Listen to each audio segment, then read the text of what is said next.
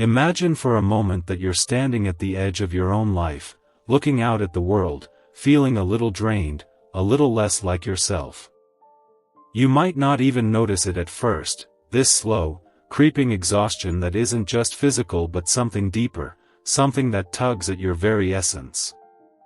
Carl Jung, one of the greatest minds to ever explore the human psyche, would say this isn't just fatigue. It's a theft.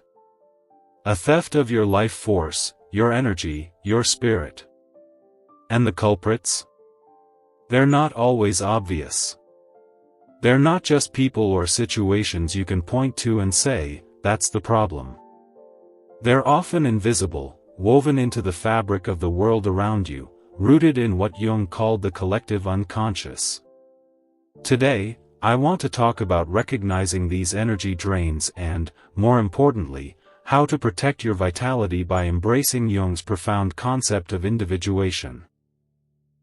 Because let me tell you, my friends, your energy is sacred, and it's time to take it back. Let's start by unpacking what Jung meant by the collective unconscious. Picture it as a vast, invisible ocean of shared human experiences, memories, and instincts that we all swim in, whether we know it or not. It's the myths, the stories, the unspoken rules of society that shape how we think, how we act, how we feel. It's powerful because it's universal, but it can also be dangerous. Why? Because it's not just a passive backdrop, it's alive, influencing you in ways you might not even see. It's the voice that whispers, fit in. Don't rock the boat. Be who they expect you to be. It's the pressure to chase trends, to scroll endlessly through feeds that tell you who you should be, what you should want, how you should live. And every time you bend to that pressure, every time you silence your own voice to match the crowd, you're giving away a piece of your energy. It's like a slow leak in your soul, and over time, it leaves you hollow. Now, Jung didn't just point out problems, he gave us tools to fight back. He believed that the collective unconscious doesn't just shape us, it can overwhelm us if we're not careful. Think about the archetypes he described, these universal patterns of behavior and personality that live in that collective ocean. The hero, the shadow, the mother, the trickster, they're not just ideas, they're forces that can pull at you, sometimes without you even knowing.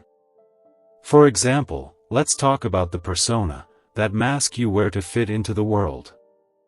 It's useful, sure. You need a persona to navigate your job, your social circles, your family dynamics. But what happens when that mask gets too heavy?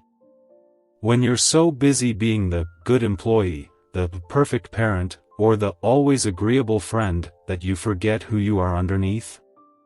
That's when the collective unconscious starts stealing your energy. You're pouring your life force into maintaining an image that isn't even fully yours. Let me make this real for you. Think about a time when you felt like you had to say yes to something, a project, a favor, a role, that didn't feel right in your gut. Maybe it was at work, where you took on extra tasks to prove you're a team player, even though you were already stretched thin. Or maybe it was in a relationship, where you kept quiet about your needs to avoid conflict. In that moment, you weren't just giving your time or effort, you were giving away your energy, your life force, to an expectation that wasn't yours. That's the collective unconscious at work, pushing you to conform, to dissolve into what society demands instead of standing firm in who you are. Jung saw this as a kind of psychic vampirism, though he didn't use those exact words. The collective unconscious, with its archetypes and societal pressures, can act like a parasite, feeding on your individuality until you're left feeling like a shell of yourself. And it's not just society at large. It can be the people around you, too. The friend who always needs your emotional support but never reciprocates. The colleague who subtly undermines you to boost their own ego. These are energy drains, and they're often cloaked in normalcy, so subtle you might not even notice until you're running on empty. So, how do we stop this theft? How do we protect our energy? This is where Jung's concept of individuation comes in, and let me tell you, it's like a lifeline for your soul. Individuation isn't about becoming someone new or better, it's about becoming you, the truest, most authentic version of yourself. It's the process of integrating all the parts of your psyche, the conscious and the unconscious, the light and the shadow, into a whole, unique self that can stand strong against the world's demands. It's about knowing who you are, deep down, and refusing to let the collective unconscious define you. Let's break that down. Individuation starts with awareness. You have to notice the ways the world is pulling at your energy. Maybe it's the constant pressure to be on, in a hyper-connected world, always responding, always available, always performing. Maybe it's the cultural narratives that tell you success looks like a corner office or a perfect family photo on social media. Whatever it is, you've got to see it for what it is, a force that wants to shape you into something you're not. Jung would say this requires confronting the archetypes that influence you. Take the shadow, for instance, that part of you where your fears, insecurities, and repressed desires live. If you ignore it, it can leak out in ways that drain you, like resentment or self-sabotage. But if you face it, if you acknowledge those darker parts of yourself, you take back the energy you've been spending to keep them hidden. Let me share a story to bring this home. I once knew a woman, let's call her Aisha, who was the ultimate people pleaser. She was everyone's go-to person, the friend who always listened, the coworker who never said no, the daughter who followed every family expectation. On the outside, she seemed to have it all together, but inside, she was crumbling. She told me she felt like she was disappearing, like her energy was being sucked out of her with every yes she gave. When we talked, I asked her to think about what Jung might say. We explored how she was letting the collective unconscious, through societal expectations and the archetype of the good woman, dictate her life. She was wearing a persona that wasn't hers, and it was exhausting her. So, we started small. She began paying attention to when she felt drained. Was it after a long phone call with a friend who only talked about themselves? Was it after agreeing to a project she didn't believe in? That awareness was the first step. Then, she started setting boundaries, not big, dramatic ones, but quiet, firm ones. She said no to a few things, politely but unapologetically. She carved out time for herself, even if it was just 10 minutes a day to sit quietly and ask, what do I really want? That was her stepping into individuation, reclaiming her energy by choosing herself over the world's demands. Now, I know what you might be thinking, that sounds great, but it's not that easy. And you're right, it's not. The collective unconscious is powerful. It's been shaping humanity for centuries, and it's not going to let go without a fight. But here's the thing, you're stronger. Your life force, your unique spark, is yours to protect. Jung believed that every person has a calling to individuation, a purpose to become who they were meant to be. And that process isn't just about you, it's about the world. When you protect your energy, you're not just saving yourself. You're adding something vital and irreplaceable to the collective. You're showing others what it looks like to live authentically. Let's get practical for a moment. How do you start this journey of individuation to shield your energy? First, pay attention to your body and your emotions, they're your early warning system. When you feel that tightness in your chest or that sinking feeling in your gut, that's your psyche saying, something's stealing my energy. Pause and ask yourself, what's happening here? Is it a person, a situation, or an expectation? Then, give yourself permission to step back. You don't have to cut people off or quit your job, but you can create space to reflect, to reconnect with yourself. Maybe that means turning off your phone for an hour or saying, "I'll get back to you," instead of an automatic yes. Another powerful tool is what Jung called active imagination. This is where you engage with your unconscious mind, maybe through journaling or even talking to yourself as if you're having a conversation with your inner self. Ask, what's draining me? What's asking too much of me? You'd be amazed at the clarity that comes when you give your psyche a voice. And don't be afraid to look at your shadow, those parts of you that you've pushed away because they're messy or uncomfortable. Maybe it's anger you've buried or a dream you've ignored. Facing those parts doesn't weaken you, it strengthens you. It's like plugging the leaks in your energy reserves. Now, let's talk about the people in your life, because they can be some of the biggest energy drains. Jung would say that relationships are where the collective unconscious often shows up most vividly. The friend who always needs you to fix their problems. They're tapping into the archetype of the caregiver, pulling at your energy to fill their own void. The colleague who competes with you constantly. They're caught in the warrior archetype, and you're getting caught in their battle. Protecting your energy doesn't mean cutting everyone off, it means being intentional about who you let in. Surround yourself with people who lift you up, who respect your boundaries, who see you for who you are, not who they want you to be. As you do this work, you'll notice something beautiful, your energy starts to return. You feel lighter, more alive, more you.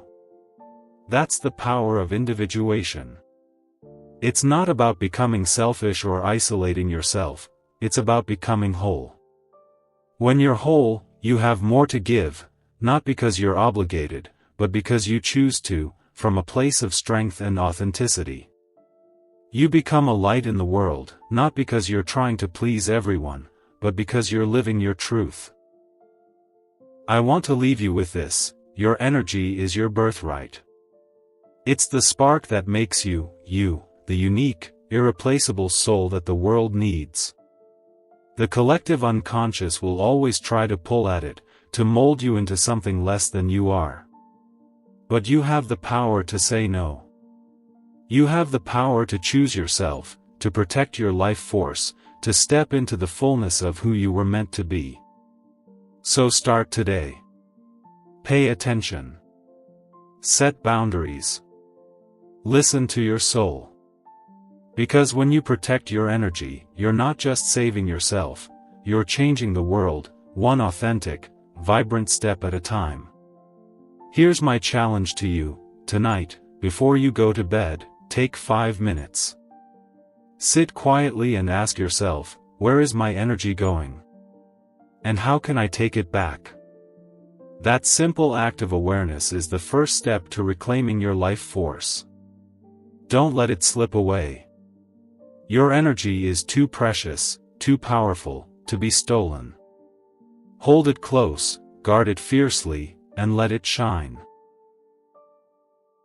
Let's keep diving into this journey of protecting your life force, because if we're going to stand strong against the forces that drain us, we need to talk about the heart of Carl Jung's wisdom, active self-reflection. We've already explored how the collective unconscious, with its societal pressures and archetypes, can siphon off your energy like a hidden thief. We talked about individuation, that powerful process of becoming your truest self to reclaim your vitality. Now, let's get to the nitty-gritty of how you actually do that. How do you guard your psyche from the chaos of the world? The answer lies in turning inward, listening to your soul, and building an inner sanctuary through practices like journaling, active imagination, and dream analysis. This, my friends, is how you protect your energy, and I'm here to walk you through it with the same clarity and heart that Jung brought to his work. Imagine you're moving through your day, and there's this subtle heaviness in your chest. Maybe it's after a long meeting where you felt unheard, or a family gathering where you played the peacemaker again. You're not just tired, you feel like a piece of you is slipping away. Jung would say that's your psyche waving a red flag, telling you your life force is being drained. Those moments of depletion aren't random, they're often tied to parts of yourself you've ignored or expectations you've absorbed without questioning.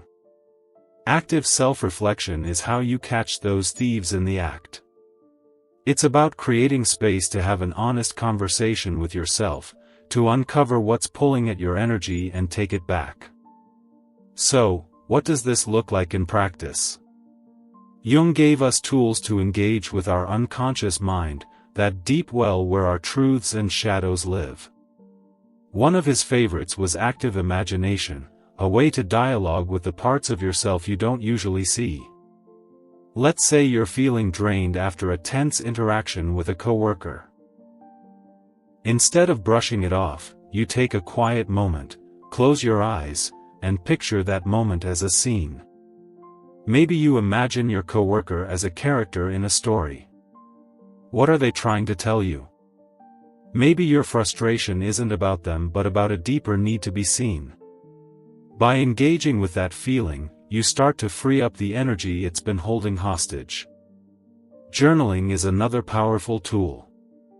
It's simple but profound, just you, a pen, and a blank page. Write whatever comes to mind, your frustrations, your dreams, even the small moments that felt heavy. I knew someone named Amina who was constantly exhausted, not from work but from always being on for everyone else. She started journaling every night, just 5 minutes, letting her thoughts spill out. At first, it was chaos, random worries, to-do lists. But over time, she noticed a pattern. She was saying yes to things that didn't align with her heart. By writing it down, she saw how much energy she was giving away to others' expectations. That awareness let her start setting boundaries, and she told me it felt like waking up from a long sleep. Dreams are another doorway to your psyche. Jung saw them as messages from your unconscious, pointing to what's draining you or what needs attention. If you keep dreaming about being lost, ask yourself, where am I lost in my waking life? Maybe it's a job that feels meaningless or a relationship that's pulling you off course. Keep a notebook by your bed, jot down your dreams, and look for the symbols. You don't need to be an expert, just curious. Those messages can show you where your energy is leaking and how to plug the holes. Now, here's the deeper layer. Self-reflection isn't just about understanding, it's about facing your shadow, that part of you where your fears, insecurities, and buried desires live. Ignoring your shadow is like leaving a crack in your defenses. It lets external pressures, like toxic relationships or societal shoulds, drain you. But when you acknowledge those messy parts, you take away their power. I think of a man named Omar, who was always angry but couldn't pinpoint why. Through journaling, he realized his anger came from feeling overlooked his whole life. Facing that shadow didn't make him less angry overnight, but it gave him clarity. He started saying no to people who took him for granted, and his energy began to return. This work isn't always easy.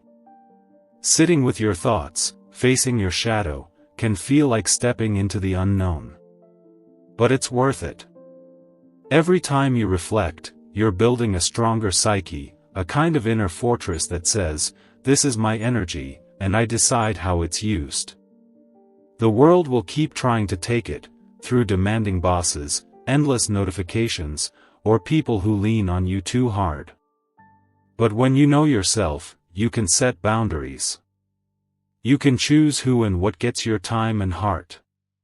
Here's how to start. Take 10 minutes tonight to write down what felt heavy today. Ask, what's draining me? If you're ready, try active imagination. Picture a challenge in your life and ask it what it's teaching you. Or note a dream and wonder what it's saying. These small acts of reflection are like planting seeds. Over time, they grow into a deep self-awareness that protects your energy from the world's chaos. When you do this, you're not just saving yourself, you're lighting a path for others.